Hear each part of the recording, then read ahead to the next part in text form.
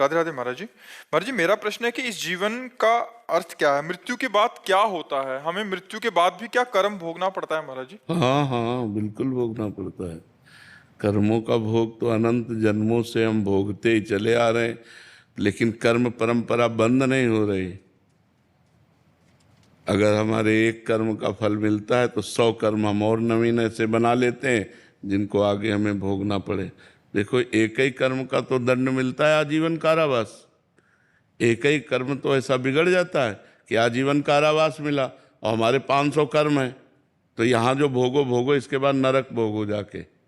जिनको समाज में प्रकाशित नहीं किया गया, जिनका हमें दंड नहीं मिला, उन कर्मों का भोग हमको भोगना ही पड़ता है।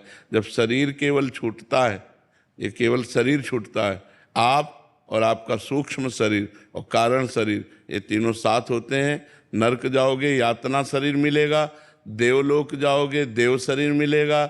इन शरीरों से पाप और पुण्य का फल भोग कर फिर यहाँ सुअर, कुत्ता, गधा, पशु, पक्षी, क्या क्या 84 लाख योनियाँ हैं, उन योनियों में जाओ। विवेकवान केवल एक मनुष्य शरीर है, जिससे आप कर्म परंपरा को नष्ट करके भगवान को प्राप्त हो सकते हैं। वो भजन से होगा। शास्त्र स्वाध्याय, सत्संग, पापाचरण का त्याग, अपवित्र भोजन, अपवित्र पेय पदार्थ का त्याग और खूब नाम जप, इससे सारे पाप नष्ट हो जाएंगे और आपको भगवान की कृपा प्राप्त होगी। अगर इस जन्म में भगवत प्राप्त नहीं हुए तो अगला अच्छा जन्म मिलेगा, अच्छा वातावरण मिलेगा, और फिर भगवान की आराधना करके भगवान को प्राप्त हो जाएंगे।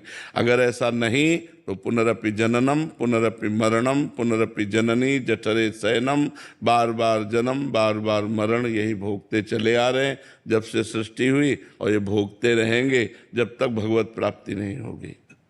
सूबेदार मेजर जगदीप सिंह जी। राधे राधे महाराज।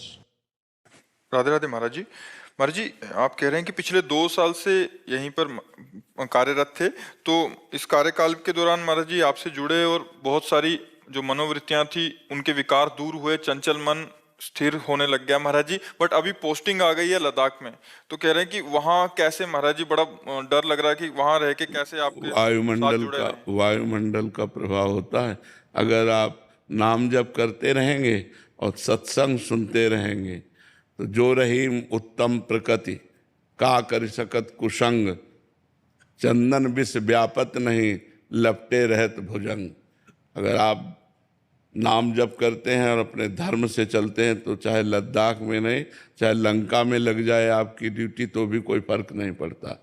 विभीषण जी लंका में थे और रावण के कार्यकाल में महान अत्याचार फैला हुआ था, तो उस समय भी उन्होंने विशुद्ध भक्ति की, ऐसी भक्ति की कि भगवान ने कहा, तुम सारीखे संत प्रिय मोरे, धरो देह नहीं आन निहोरे। आप जैसे संतों के लिए मैं अवतार धारण करता हूँ, भगवान ने विभीषण जी के लिए कहा है।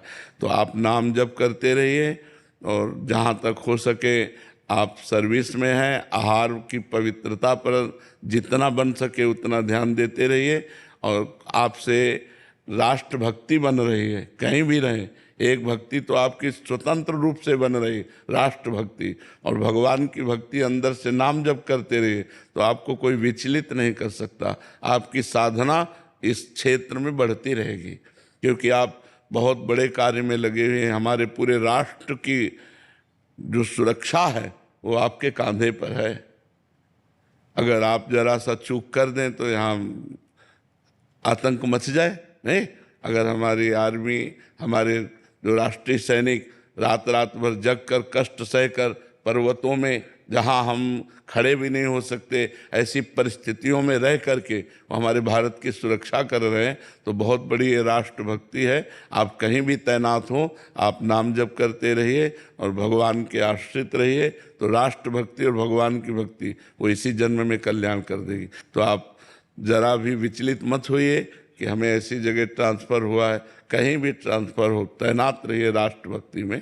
महाराज उसकी चिंता नहीं है ट्रांसफर की, जी, सिर्फ ये है कि मन आपके साथ जुड़ा। हाँ, तो वैसे मोबाइल का बहुत बड़ा योगदान है, बहुत बड़ा योगदान है।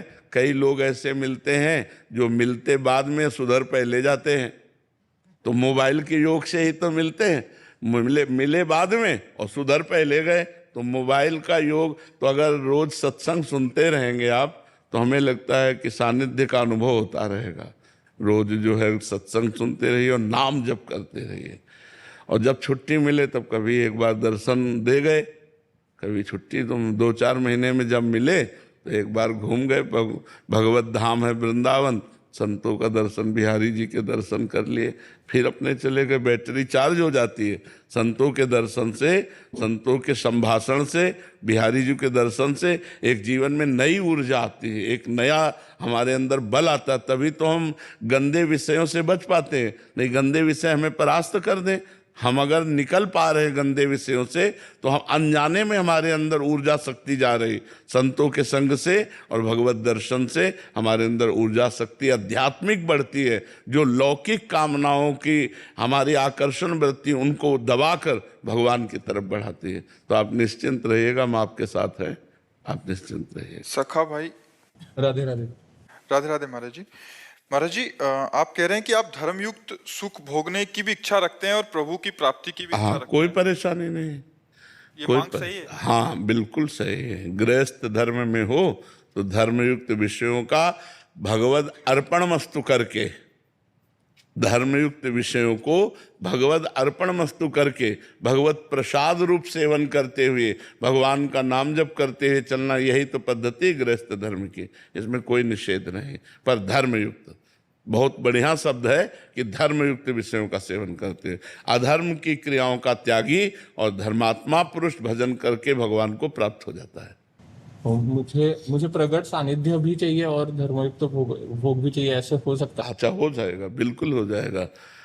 क्योंकि ये धर्ममयी जो रेखा खींच दी ना, इससे बात बन जाएगी। नहीं तो भोगों की